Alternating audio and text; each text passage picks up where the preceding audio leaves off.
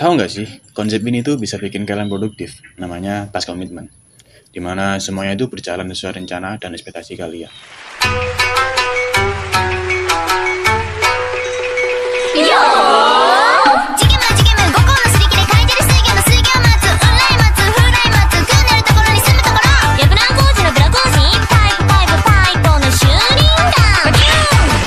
Sebelum membahas task commitment, gue mau share sedikit konsep dari Three Rings Conception of Goodness, karya dari Joseph S. Renzulli.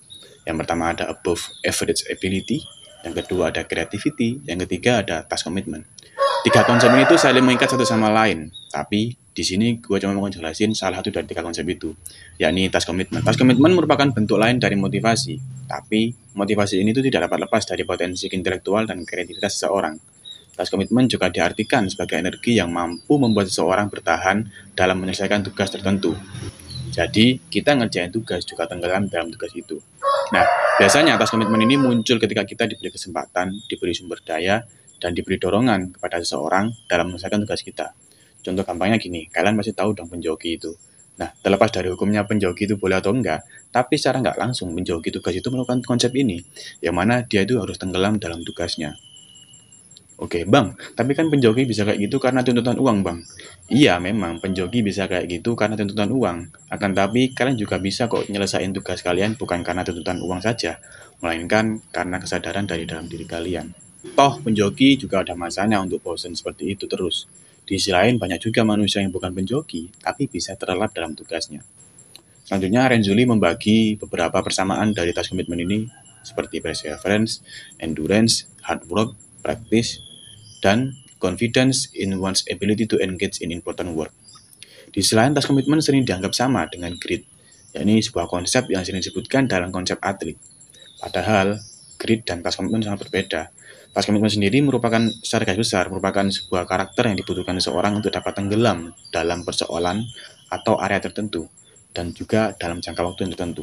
Sementara grit diartikan sebagai kecenderungan mempertahankan minat dan upaya untuk mencapai tujuan jangka panjang. Lalu, apa aja sih indikator-indikator dari yang perlu kita ketahui kalau kita sudah task komitmen? Renzulli membagi indikator tersebut dalam 5 hal. Yang pertama, ketika kalian berada pada level yang tinggi dan selalu antusias dan tertarik pada hal yang dikerjakan.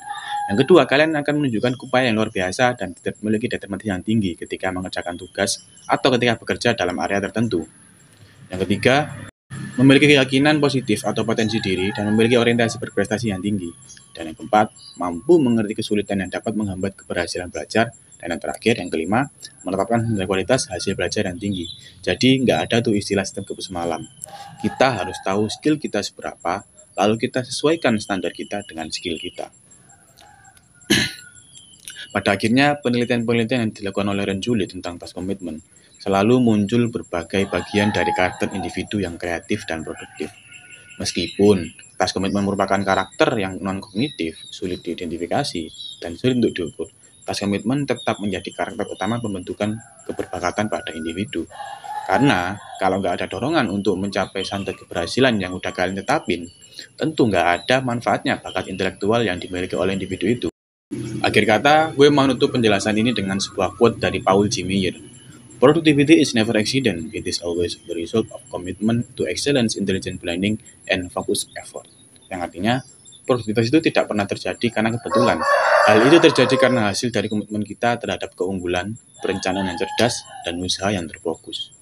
Sekian dari gue, terima kasih telah nonton. Kalau lo suka dengan video ini, jangan lupa like, comment, subscribe, dan share ke teman-teman lo semua. I see you in the next video. Salam kreatif.